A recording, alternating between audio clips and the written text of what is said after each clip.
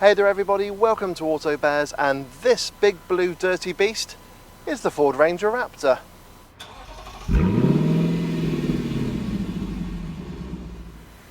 In the UK, we've always seen the pickup truck as a work vehicle, either on the farm or at the building site. But in recent years, we are seeing more and more drivers using their pickup as a family vehicle as well as a work vehicle. And as a result, manufacturers have responded in kind. So with the likes of the Ford Ranger, you've got the Wild Track trim, and also with the likes of the Isuzu D-Max, you've got the Blade trim. And that gives you all the luxuries of a family hatchback on the interior without jeopardising the capabilities of a pickup truck. It's the best of both worlds. Now, what if you want to dial up your pickup truck to 11? Well, in the case of the Ford Ranger, you give it to some chaps in Australia who have worked on the Baha rally, you give it some flared arches, some big chunky off-road tyres, and you make it look absolutely aggressive. And then you have the Ford Ranger Raptor. Now, I've had this Ranger Raptor for a week, and I'm going to let you know it's something pretty special. Style-wise, well, just look at the Raptor. I mean, it is a hugely imposing and intimidating pickup truck. Arguably the most intimidating pickup truck this side of the Atlantic. Now, speaking of the Atlantic, I love the fact that we've got the Raptor name here in the UK, because it does make you think of big pickup trucks from Ford in the US. Now, granted, we can't have those trucks over here, they're far too big, but don't worry. You give the Ranger to the guys at Ford Performance, and we've got the flared wheel arches, we've got the chunky off-road tyres. Heck, even the side step to get into the Raptor looks really imposing and tough. But when you take a closer look at the Raptor, you can see that it's not all show and no go. I mean, the chunky tyres, they're Goodrich all-terrain tyres. That's some serious rubber right there. And the suspension and dampers, well, they've been worked with the guys from Fox. So this is actually a serious bit of kit. And that means that you can take your Ranger Raptor off-road on some serious bit of all-terrain off-roading. But I do love the look of the Ranger Raptor. I think it is absolutely brilliant. Now, the only criticism that I've had about the Raptor and my time with it has been the performance blue paint job. You see, most of the Raptors I've seen have got this performance blue, which means it feels kind of common every time you see a Raptor. But don't worry, there are other colour choices available, and let me know which is your favourite in the comments section below.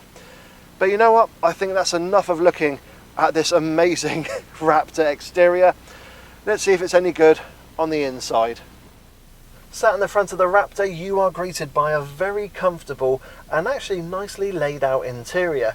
Now, granted, it doesn't feel like the kind of interior you'd expect from a £48,000 pickup truck, but all that money goes onto the stuff that you can't see, which gives the Raptor its immense off-road capabilities. Now, getting in and out of the Raptor is really easy, because thanks to that giant side step, coupled with the grab handle on the A-pillar and on the top of the door, it is actually really easy to get into the Raptor. And then once you're sat in the driver's seat, you find that the seats themselves are incredibly comfortable. In fact, I'd actually say they're proper bear chairs in here, and there is plenty of adjustment with them, because the driver and front passenger seat are both electrically adjustable, and they do come with lumbar support. The only real criticism is that the steering has rake adjustment but not reach, so it does mean finding the perfect driving position might not be possible in the Ranger Raptor, but I've not had any issues whatsoever. Now, interior quality is pretty much the same as you'd get from the regular Ranger, although we have got some leather here on top of the dashboard, but the rest of the cabin is hard, scratchy plastics, but they do feel very durable, and they should stand the test of time. Cubby spaces are pretty good in here as well. We've got some very decent sized door bins. We can get a medium sized bottle of drink in there. However, they're not lined with any fabric, so loose items will rattle around a bit. Then ahead of the gear lever, we have got a little spot here where you can put your mobile phone, and you've got two USB charging inputs. The only criticism I have, and it's just a tiny one, is that you can't put your phone in there sideways, but you know what, it's a minor niggle. And then just behind the gear lever, we've got two cup holders, and they are of a decent size, and I love the fact that they are lined with rubber, and you've got some grippers in there so you can put different size bottle of drinks in, and they're not going to rattle around and roll all over the place. Then just behind there, we've got the centre armrest, which if I lift up the top lid, gives us a little bit of a cubby space where you can put your wallet or perhaps the key in there, and it is stowed away nice and safely. And then I can push this down and press the second one, and it gives me an additional area of storage, which is actually pretty useful, and you can put some cans of drink in there because it is air conditioned, so that is really something. And then we have got the glove box, which is of a decent size. I do like the fact there's actually a dedicated area to put the handbook in there, but again, it's not lined with any fabric, so loose items will rattle around in there. And then finally, we just got a little spot here to put your sunglasses when the sun goes down.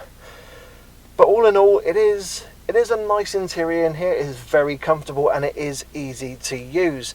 Now when it does come to buttons, you have basically got the air conditioning controls here along with a couple of the media controls, and it is all nicely positioned, but I think if you are wearing gloves you might find it a little bit difficult to navigate some of the buttons. Now the dual zone climate control is a real nice feature in here, and the only button missing is actually the fan direction button, and you have to access that through the infotainment system. Now don't panic, it's not like these modern day Volkswagen Group cars and that where everything's operated via a touchscreen. That's the only thing you have to go into the infotainment system in order to change, and it's not really too much of a hassle. And then we have got the main kind of driver modes and off-road modes. So just behind the two 12-volt sockets here, we have got your hill descent control, we have got your locking diff, and we've also got your traction control button. And then we've got a little physical switch where we can go from two-wheel drive to four-wheel drive high range and four-wheel drive low range. And I do like the traditional handbrake, and it actually feels really sturdy and nice in your hands. It's a kind of a nice thing to operate when you come to the end of a journey. Now the steering wheel controls, there's quite a few of them. So on the left hand side we've got your drive mode select, and there are 6 driving modes to choose from. We'll go on to that later on. And then just under there we got your media controls of volume, telephone and changing track. On the right hand side we've got your infotainment controls, or this is for your driver display controls between the dials, and then we've got your cruise controls and speed limiter controls. So there is a lot going on the steering wheel, but it doesn't take too long to get used to it. But one thing I do like is just on the back of the steering wheel we've got flappy paddles, and they're actually metal, which feels of a decent quality, so that is something. I was expecting them to be plastic and feel a bit cheap, but no, that is a really nice thing to come across. And all in all, that's pretty much the interior of this Ford Ranger Raptor. It's very similar to that of the traditional Ranger. It just has a couple of extra bits to let you know this is the Raptor, i.e. some stitching embossed here on the seats. The seats themselves are different, and there's a bit of blue stitching here on top of the dashboard. But yeah, it's a really nice, comfortable interior. I really am falling for it, and it is a lovely place to be, even on long journeys. Now, I think that's enough of looking at the front of the Ranger Raptor. Let's have a sit down in the back. Sat in the back of the Raptor, it's actually pleasantly spacious back here. I am really surprised. Now that driver's seat is set to my driving position. I'm 5'7" tall and 5'7" wide, and as you can see I've got a good amount of knee room, and headroom is really good as well. I have had somebody who's over 6 foot tall sat in the back of the Raptor and they had no complaints whatsoever. Now I do think you could get 3 adults in the back of the Raptor for a short journey, but ideally you want 2 adults back here for longer journeys, and that way they will be comfortable. Now cubby spaces are pretty good in here as well. We've got some decent sized door bins where you can get a medium sized bottle of drink in there, but just be aware they're not lined with any fabric, so loose items will rattle around a bit. And then we have got your aeroplane style pockets on the backs of the front seats, and we've also got an armrest with a couple of additional cup holders, which is really handy. Now of course underneath the bench seat we have got a couple of little spaces where you can put things like your tyre puncture repair kit and the jack, etc. So that is pretty handy. Of course we have got Isofix supports on the outer parts of the seats, and they are really easy to affix the child seat because there's no covers on them whatsoever. The Isofix support is right there and nicely exposed. And there are a couple of nice features I do like as well. We have got a 12-volt socket, and we've actually got a 3-pin socket here in the Raptor. So not only can you charge your mobile devices, but you could probably charge a proper laptop as well whilst you're driving along. So that is something. Also, the windows are of a really nice size. They do allow a loss of light in, but they don't open all the way down, around about 90% or so, but it is enough for you to still rest your arm on the windowsill, so that is something. But all in all, I am pleasantly surprised with the amount of space and room I have here in the back of the Raptor. I could definitely do a long journey sat here and still feel comfortable. And I think that's enough of sitting in the back of the Raptor. Let's go around to the back and talk about the Raptor's biggest weakness. So here at the back of the Raptor, as usual, I'm going to open the tailgate for dramatic effect.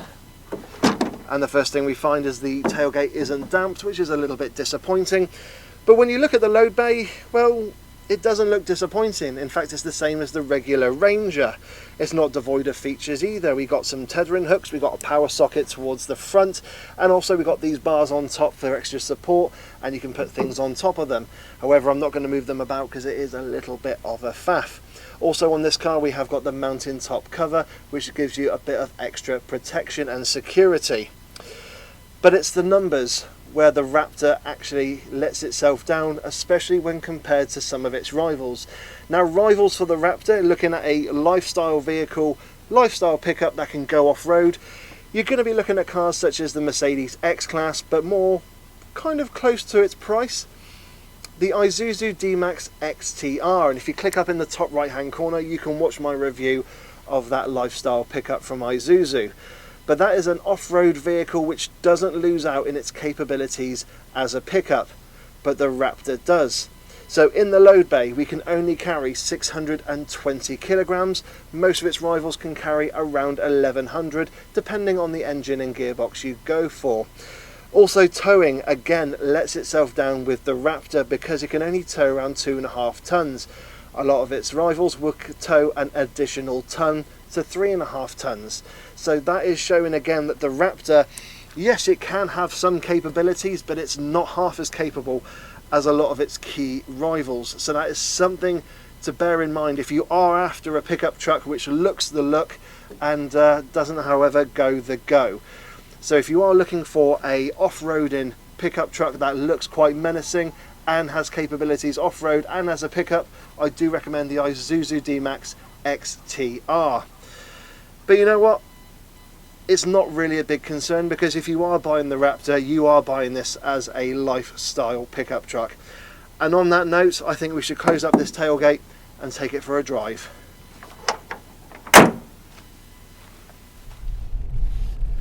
So once you get driving in the Raptor, first impressions are really good. And I'm not talking good for a pickup truck, I'm talking good for a car in general. Now, firstly, there's the driving position where you sit incredibly high, higher up than something like the Isuzu D-Max XTR, but not quite as high as the AT35. And then there's just the visibility. I mean, the A-pillars are actually quite thin, and looking over your shoulder, there's not too much of a C-pillar there, so all-round visibility is really good, and just you've got that added bonus of being sat really high up. And then there's just the Raptor itself in terms of how it drives. It's very comfortable. As I've said, these are proper bear chairs in the Raptor, and it feels surprisingly refined as well. And I'm just going to pull over and let this cyclist go by. I am on a country lane, so I'm going to be nice and do my good deed for the day. But first impressions, yeah, of this truck are really, really good. It's surprisingly good when you get driving. Now, there are no trim levels per se with the Ranger Raptor. It is just the Raptor and that's it. So if you are after a lifestyle pickup truck with a huge amounts of off-road capability, then you're not going to go wrong with the Raptor. Now, you're probably thinking, because it has the Raptor name, it's got a Raptor engine, maybe a 3.5 litre V6 under the bonnet, just like its American counterpart. But no, because this is the United Kingdom and we have very stringent emissions regulations to abide by.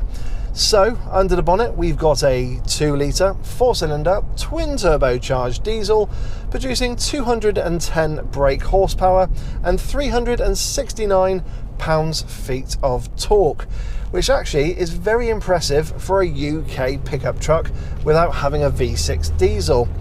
Now it does mean 0 to 60 takes 10.3 seconds, and although that doesn't really sound very impressive, actually the way it gets there is it's got a strong amount of pull about it, and you know, I do like the noise that this diesel engine makes. I mean, if I put my foot down, that sounds pretty good. I do actually like it. Now, although it's a diesel engine, economy is not too great. Ford say I should get around 34 miles per gallon, but I've struggled to hit 28. So just be aware of that. If you are after an economical pickup truck, this won't be the one to go for. Again, I'd recommend the likes of the Isuzu D-Max XTR. But it is a lovely engine. It's got a nice sound to it, although I think it could be synthesized, but it just pulls really nicely. And at the same time, when you kind of take your foot off the accelerator and you relax and just let the car do its thing, it becomes very refined. Now, yes, at low speed, I can hear a little bit of diesel grumble, but it's really not too much to quibble over, really. It's surprisingly refined in here. So yeah, as a diesel engine, it's a nice diesel, but of course, we were never going to get something like a V6 or even a Mustang V8, which apparently does fit under the bonnet of the Ranger Raptor. So what's the ride, refinement and handling like? Well, ride-wise, this was a huge surprise. I mean, this feels very car-like in the way that it drives. It deals with the bumps and imperfections really well. I'm on actually a rough surface here. I mean, I could hear a boom. There's a little bit of a shudder, but it dealt with it really well. It actually is a very comfortable car to be in, the Raptor. I could do a long journey in the Raptor and come out the other end feeling lovely and relaxed. That's how nice it is. Again, it's got a very car-like feel to it, and that's just a wonderful thing, because you have got the all-terrain tyres, you have got the Fox dampers and suspension, so this does deal with the heavy stuff really well, and it deals with the light stuff and everyday driving even better. When a lot of people say this feels like a car to drive, it really does. And that even goes with the refinement levels in the Raptor. Now, I was expecting tyre noise because of those huge all-terrain tyres. I was expecting tyre noise in the cabin. Now, I'm doing 30 miles an hour. I can't hear anything. A little bit of a boom going over a pothole, very little in the way of tyre noise. Hardly any wind noise, but then again, they are huge wing mirrors and I'm not at 70 miles an hour, but at 30, 40 miles an hour, you can barely hear them. And as I said as well, the engine, when it calms down, it's a really nice, relaxing, comfortable, refined engine.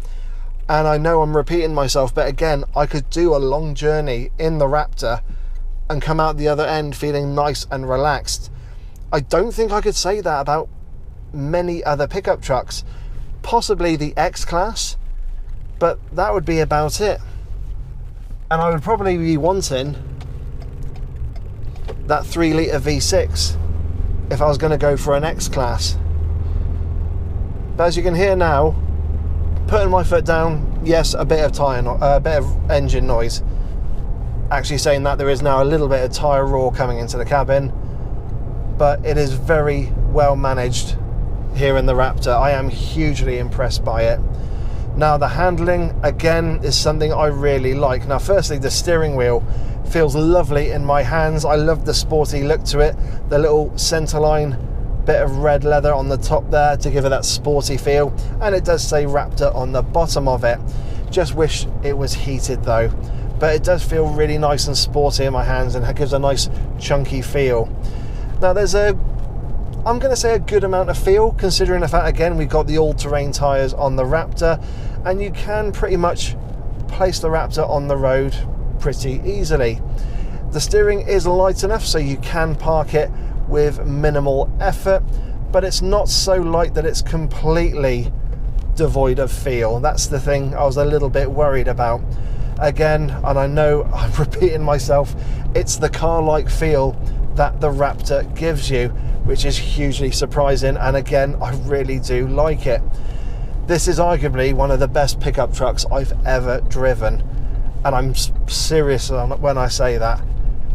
It just feels like a Ford Focus, but I sit 5 foot in the air. It's that good. Something I will add, however, to the handling of the Raptor, and that is the fact that in the wet, if you do push it, it will understeer heavily.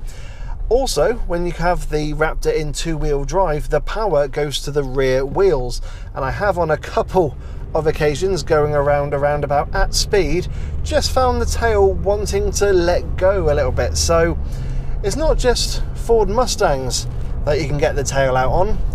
I got a weird feeling that this will do it as well if you give it a bit of a push. So something to be aware of if you are driving your Raptor in the wet. Next, we've got the drive modes, which when you're driving on the road in the Raptor, there's only really two you need, and that's normal or sport. And for normal, it's absolutely fine. It's perfect for everyday driving.